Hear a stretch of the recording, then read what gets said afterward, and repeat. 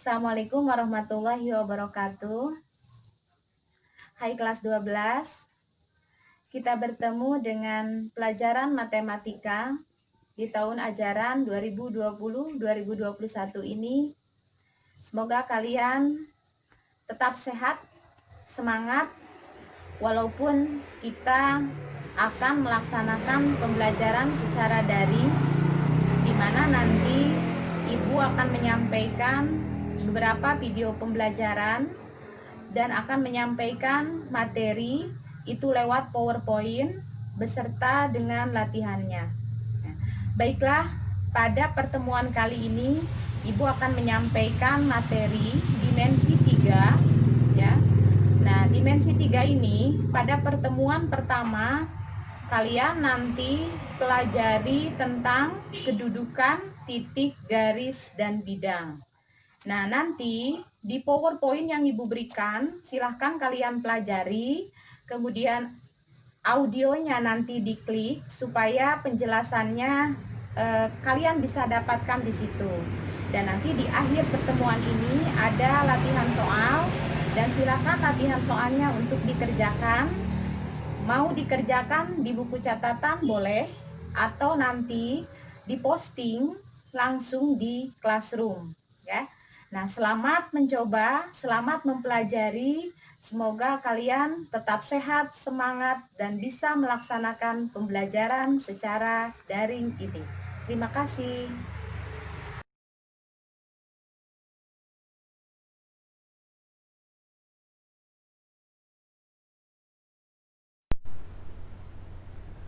Pokok bahasan yang akan kita pelajari pada pertemuan kali ini adalah yang pertama, kedudukan, titik, garis, dan bidang. Yang kedua, jarak, titik, garis, dan bidang. Dan yang ketiga adalah sudut, garis, dan bidang. Nah, pada dimensi 3 ini itu terdapat 3 pokok bahasan yang akan dibuat ketiga pertemuan. Jadi pertemuan kali ini kalian hanya nanti mengerjakan latihan soal setelah kalian pelajari tentang kedudukan, titik, garis, dan bidang ya. Jadi titik itu apa, garis apa, dan bidang itu harus kalian tahu dulu definisinya seperti apa, sehingga nanti kalian bisa mengetahui kedudukan dari titik, garis, dan bidang itu.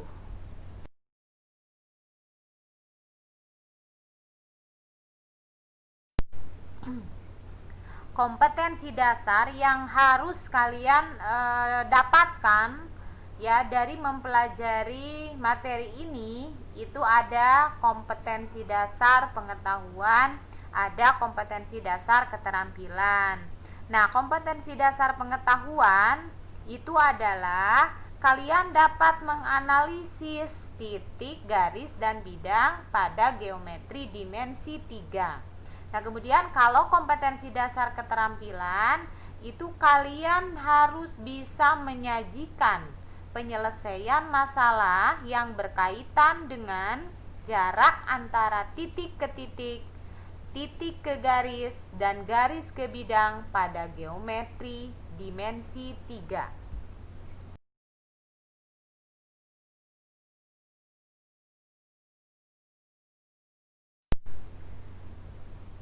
Adapun indikator pencapaian kompetensi yang harus kalian dapatkan itu ada 3. Yang pertama adalah memahami konsep geometri ruang. Yang kedua, mengidentifikasi fakta pada jarak dalam ruang antara titik ke garis ya, kemudian antara titik ke bidang. Nah, yang ketiga itu mendeskripsikan jarak dalam ruang ya. Artinya kalian dapat mendeskripsikan jarak antara titik ke garis dan antara titik ke bidang.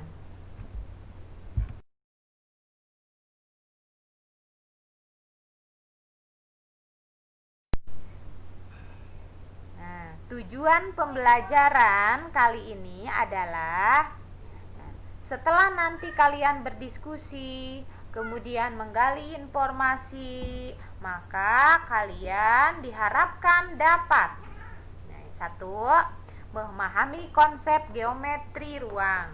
Dua, mengidentifikasi fakta pada jarak dalam ruang.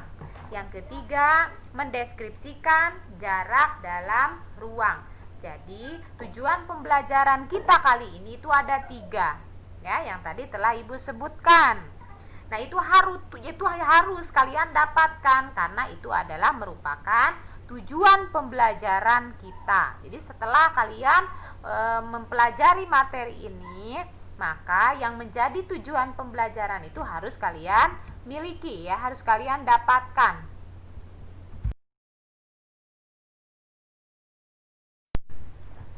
Nah, pokok bahasan kita kali ini adalah kedudukan titik, garis, dan bidang. Nah, kalian nanti di tugas kelas itu mencari tahu dulu apa pengertian dari titik, garis, dan bidang, ya. Nah, coba cari ketiga pengertian tersebut, ya, secara jelas. Nah, apa itu titik? Apa itu garis? Dan apa itu bidang? Jadi, perbedaan titik, garis, dan bidang itu seperti apa? Nanti jelaskan di tugas kelas.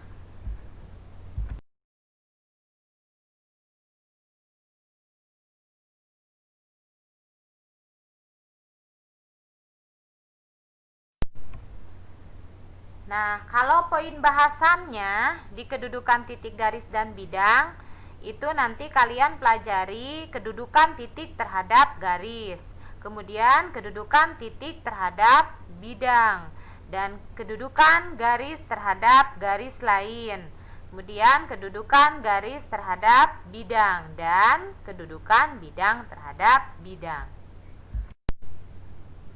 Nah, sekarang kita pelajari kedudukan titik terhadap garis. Nah, seperti apa kedudukan titik terhadap garis? Nah, kamu perhatikan gambar berikut. Nah, di situ ada 3 titik, ya.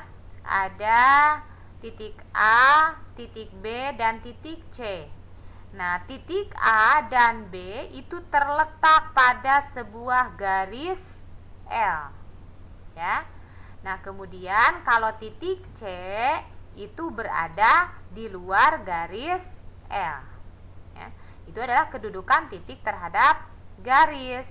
Jadi kalau titik A, titik B itu apa? Terletak pada garis, ya. Garisnya garis apa? Garis L. Nah, nama titik di sini juga harus huruf kapital, ya. Nah, maka di sini karena nama titik harus huruf kapital, maka untuk nama garis itu adalah huruf kecil, ya. Kayak di sini seperti apa? L, ya. Garis L itu, maka tulisannya kecil. Jadi, kedudukan titik terhadap garis itu ada titik terletak pada garis, ada titik terletak di luar garis.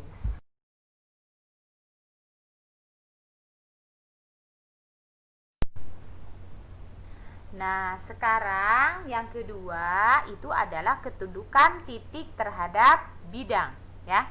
Ada titik, ada bidang. Nah, di sini terlihat juga ada 3 titik, ya. A, B, dan C. Nah, kemudian di situ ada bidang. Bidangnya bidang alfa di situ. Namanya bidangnya bidang alfa, ya. Nah, maka kedudukan titik terhadap bidang tersebut itu apa? Pertama, ada titik yang terletak pada bidang.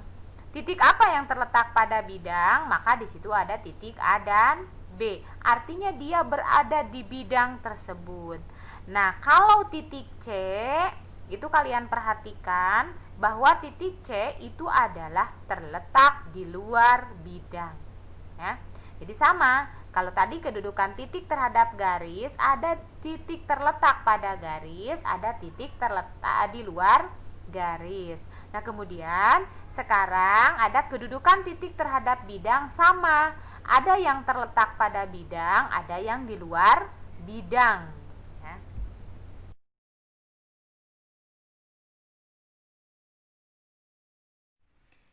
Nah, kita akan bahas latihan soal pada slide 11, ya. Nah, di sini ada gambar sebuah limas segi 4 ya. Limas segi 4 beraturan. Nah, dengan jumlah titik sudut ada 5 ya. Ini namanya limas TABCD karena dia ada terdapat 5 titik sudut. Nah, di sini yang ditanyakan adalah tentukan titik sudut yang terletak pada bidang alas limas ya. Nah, jadi titik kedudukan titik terhadap bidang yang sedang kita bahas. Nah, maka untuk latihannya kalian harus bisa menentukan titik sudut yang terletak pada bidang alas. Nah, titik sudut yang terletak pada bidang alas yang mana? Ya, di sini kan ada A, B, kemudian C dan D ya, karena dia berada pada alas, di mana alasnya adalah berbentuk persegi. Sedangkan titik T ini adalah titik yang berada di luar bidang alas ya. Jadi itu jawabannya untuk slide nomor 11. Kita lanjutkan pada slide berikutnya. Nah, sekarang yang ketiga itu adalah kedudukan garis terhadap garis lain. Jadi ada 2 garis. Nah, itu kedudukannya bagaimana? Nah, pertama, lihat yang gambar A ya. Itu ada garis M, ada garis N ya. Nah, itu bagaimana kedudukannya?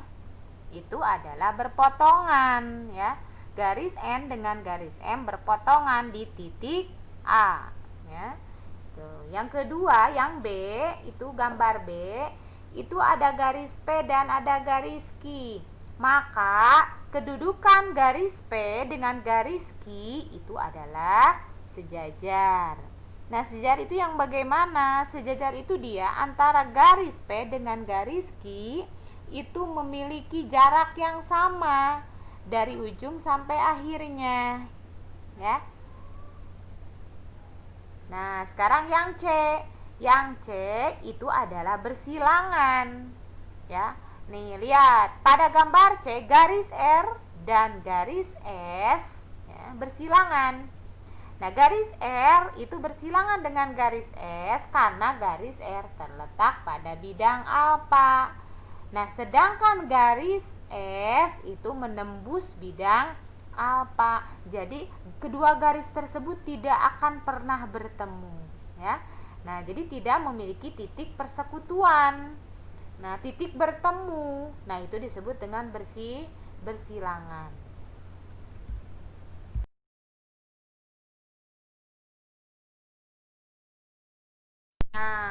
Nah, kalau yang keempat ini adalah kedudukan garis terhadap bidang. Nah, ada berapa? Nih, ada kedudukan garis yang terletak yang pada bidang. Itu adalah kedudukan garis terhadap garis lain. Gambar jadi ada 2 garis. Jadi ada garis M, ada garis itu kedudukannya M, bagaimana? Itu terletak pada bidang pertama.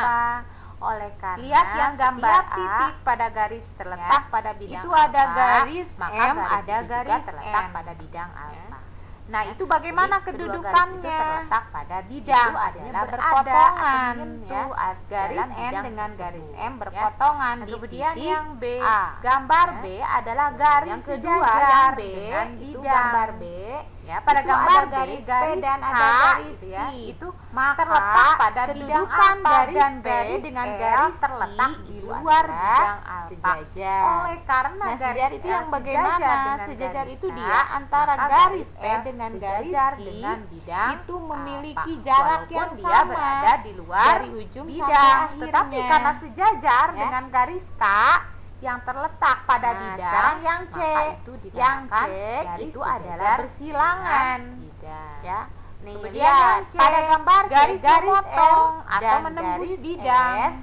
Nah, pada gambar C garis R dan garis bersilangan dengan garis S karena garis H dan bidang alfa ya. Nah, sedangkan itu garis memotong atau menembus bidang alfa, memotong atau menembus ya. Jadi nah, berturut-turut di titik tidak ada titik B ya. Nah, garis tidak memiliki titik persekutuan, memotong tegak lurus titik bertemu. Nah, itu disebut dengan itu artinya 90 derajat. Nah, akibatnya garis J akan tegak lurus dengan semua garis pada bidang alfa. Jadi, kedudukan garis terhadap bidang itu bisa terletak pada bidang, bisa sejajar dengan bidang, dan bisa memotong atau menembus bidang. Nah, seperti pada gambar-gambar yang ditampilkan.